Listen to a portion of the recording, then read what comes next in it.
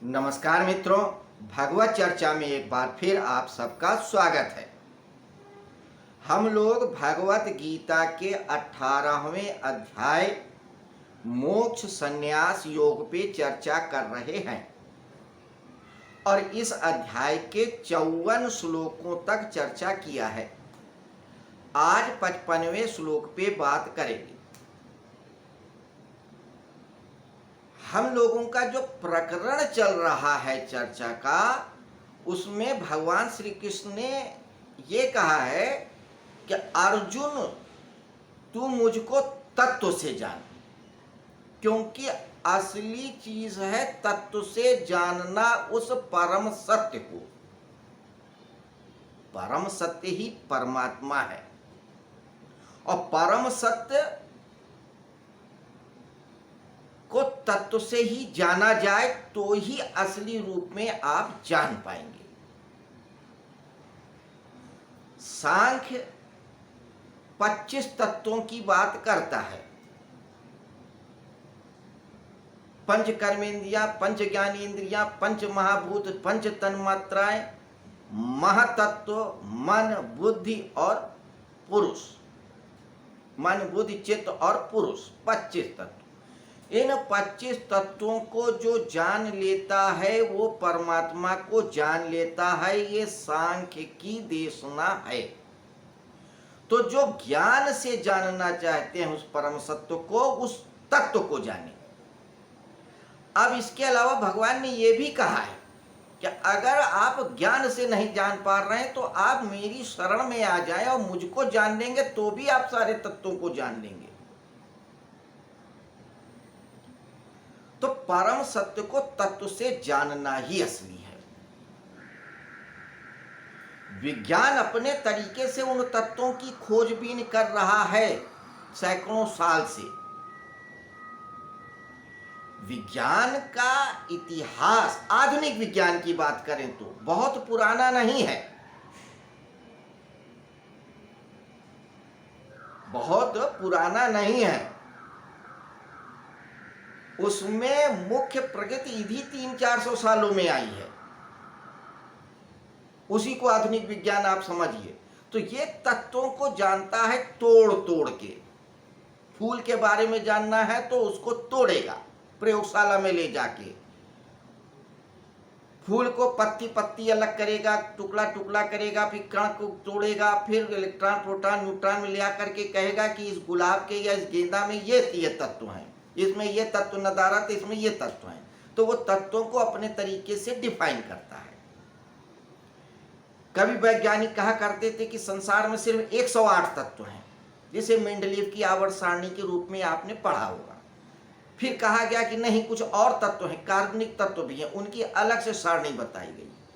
अब विज्ञान कहता नहीं, इतने ही नहीं, और भी तत्व हैं, अनंत तत्व हैं। विज्ञान आज भी निश्चित नहीं कर पाया है कि हमारे इस ब्रह्मांड में, इस संसार में, इस दुनिया में कितने तत्व हैं, क्योंकि वो तोड़ के जानता चाहता है, तोड़ के विध्वंस करके।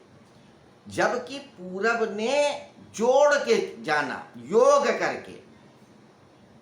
क्योंकि पूरब कहता है कि कोई भी चीज खंड नहीं है, सब कुछ पूर्ण है। तभी वो कहता ओम पूर्णमदा पूर्णमिदं पूर्णाद पूर्णमुदच्यते पूर्णस् पूर्णमादाय पूर्णमेवावशिष्यते।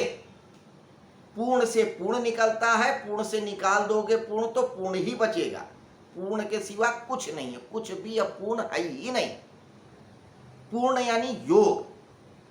तो फूल को जानना है तो पत्तियों को भी जानना होगा, टहनियों को भी जानना होगा, जड़ को भी जानना होगा, तने को भी जानना होगा, 5 अंगों को जानना होगा।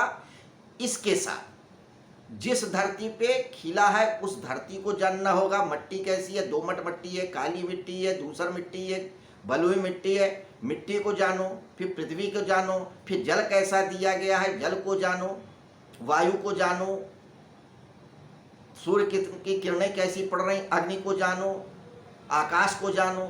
तो जब आकाश, पृथ्वी, वायु तत्व सब कुछ को जानोगे तो योग,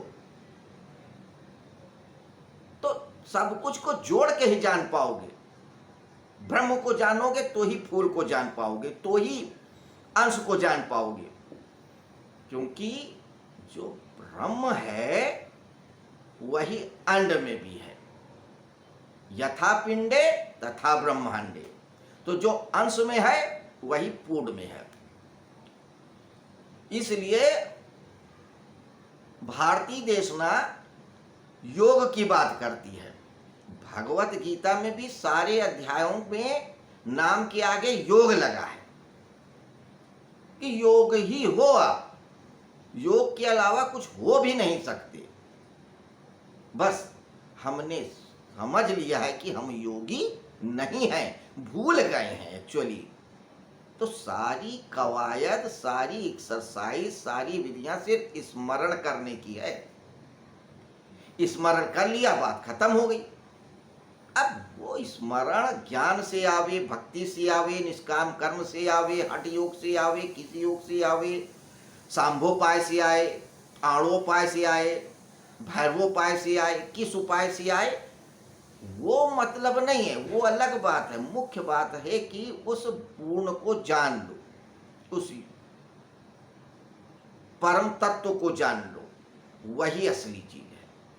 तो उसी परम तत्व की चर्चा को लेते हुए आज हम फिर से चर्चा करेंगे 55वें श्लोक पे। तो आइए श्लोक क्या कहता है देखते हैं। पहले संस्कृत में हम उसको पढ़ेंगे, फिर हिंदी में अर्थ समझेंगे, फिर थोड़ी सी चर्चा करेंगे। यही हमारा नियम है, पैटर्न है। इसी पद्धति से पहले अध्याय के पहले श्लोक से लेके 18वें अध्याय के 54वें श्लोक तक चर्चा किया है नियम से। तो 55वां श्लोक कहता है, भक्त्या माम अभिजानाति या वा अन्य चा अस्मि तत्वतः ततो माम तत्ततो यात्वा विस्ते तदनंतरम। भक्त्या माम अभिजानाति, परम भक्ति से मुझे मैं जितना हूं और जो हूं तत्व से जान लेता है भक्त। ये कह रहे हैं भक्त के लिए। भा माने भी ज्ञान होता है, तो का माने लगा होना, ती शक्ति। तो जब आपकी सारी शक्ति उस परम प्रकाश के लिए लगी रहती है समर्पण करके, तो वही भक्ति है। तो भक्त जब अपनी भक्ति से परमात्मा को जान लेता है कि वह जितना है और जैसा है, तो वो सारे तत्वों को भी जान लेता है। तो यही हम कह रहे थे ना अभी कि परमात्मा को जान लोगे तो तत्वों को जान लोगे, तत्वों को जान लोगे तो परमात्मा को जान लोगे। सीढ़ी वही है, ऊपर से जाओ तो, नीचे से जाओ तो, तरीका वही है, रास्ता वही है। मुख्य चीज है तत्व को जानना, तत्व से। अब एक बात और कह रहे हैं कि जो तत्व से जान जाता है मुझको, वह जान करके मुझ में ही प्रविष्ट हो जाता है। मुख्य बात यह है कि जिसने मुझको जान लिया वो सारे तत्वों को भी जान लेगा कि संसार में क्या क्या है और क्या क्या नहीं है। क्या क्या नहीं का तो सवाल ही नहीं है, क्योंकि कुछ ऐसा है ही नहीं जो परमात्मा से विलग हो। तो जब आप परमात्मा को जान जाओगे तो सारे तत्वों को जान जाओगे, और सारे तत्वों को जब आप जान जाओगे तो आप उसी परमात्मा में प्रविष्ट हो जाओगे। तो क्या हुआ, परमात्मा को जाने, फिर सारे तत्वों को जाने, और फिर परमात्मा स्वरूप हो गए। परमात्मा में प्रविष्ट हो जाना, परमात्मा स्वरूप ही हो जाना, नर से नारायण हो जाना, बूंद का समुद्र में हो जाना। कबीर कहते हैं, जैसे कबीर निर्गुणवादी थे, वो निराकार ब्रह्म को मानते थे, इसलिए उन्होंने साकार की बात ही नहीं किया। उन्होंने कहा कि बूंद समुद्र में मिल गई, यानी आत्मा परमात्मा में मिल गई, जो अंश है वो पूर्ण में मिल गया, ये पूर्ण को जान गया। तो मुख्य चीज है आप एक निष्ठ हो करके एक मार्ग पे चले, चाहे वो भक्ति का मार्ग हो, निष्काम कर्म का मार्ग हो या ज्ञान का मार्ग हो। भक्ति की बात क्यों कह रहे हैं? क्योंकि भक्ति के द्वारा उस परम तत्व को जानने की सिर्फ एक शर्त है, अनकंडीशनल सरेंडर करना, समर्पण, अनकंडीशनल समर्पण।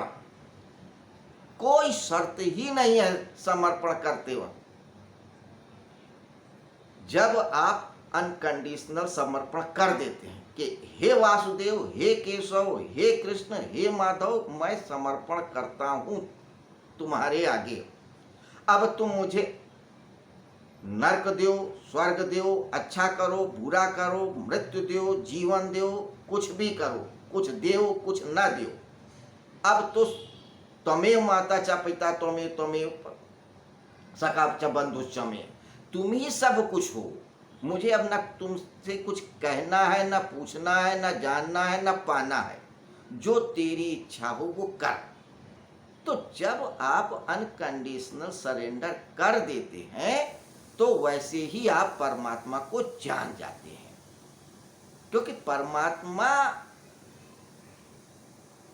पूर्ण है और वो पूर्ण ही चाहेगा। अगर सरेंडर करना तो आधा अधूरा सरेंडर से नहीं मजा आएगा, नहीं वो आपको दर्शन देगा या आपको अनुभव कराएगा। पूर्ण पूर्ण पूर्ण को ही चाहता है, किसी भी रूप में हो।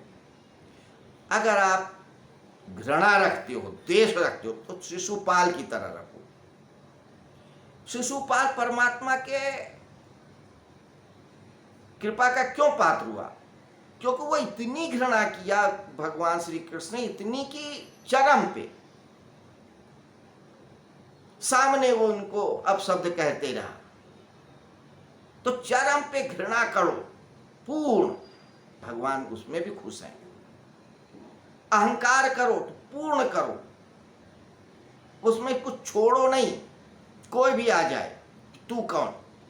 रावण जैसा अहंकार, हिरण्यकशिपु जैसा अहंकार। अगर आप अहंकार भी करते हैं, पूर्ण करते, तो भी आप परमात्मा को पा जाएंगे। तो चाहे क्रोध करो, चाहे मोह करो, चाहे लोभ करो, चाहे प्रेम करो, पूर्ण करो। पूर्ण करोगे तो ही पूर्ण को पाओगे, क्योंकि परमात्मा पूर्ण है, परम है, उसके आगे कुछ नहीं है। तो 55वें श्लोक में हमने क्या जाना कि अगर हम भक्ति के द्वारा भी परमात्मा को जान लेते हैं तो सारे तत्वों को जान लेते हैं, और सारे तत्वों को जान लेंगे तो हम परमात्मा स्वरूपी हो जाएंगे, नर से नारायण हो जाएंगे। तो भगवत गीता भी तो यही कह रही है। भगवत गीता का उद्देश्य यही है कि नर से तू नारायण हो जा, अपने सारे संशयों से निकल करके पूर्ण ज्ञान को उपलब्ध हो जा। यही वो रास्ता बता रही है। तो भगवत गीता के 700 श्लोकों 18 अध्यायों में हमने यही जाना कि भगवत गीता मन से पार जाने का विज्ञान बताता है। भगवान श्री कृष्ण मनोवैज्ञानिकों के भी मनोवैज्ञानिक हैं, अर्जुन मनुष्य के प्रतीक हैं, भगवान श्री कृष्ण पूर्णता के प्रतीक हैं, धृतराष्ट्र अज्ञानता के प्रतीक हैं, संजय दृष्टा भाव के प्रतीक हैं। तो ये था हमारा आज का श्लोक और उस पर थोड़ी सी चर्चा। कल फिर हम मिलेंगे इसी समय, इसी जगह, इसी वक्त 56वें श्लोक पे बात करने के लिए। तब तक के लिए नमस्कार, शुभ रात्रि।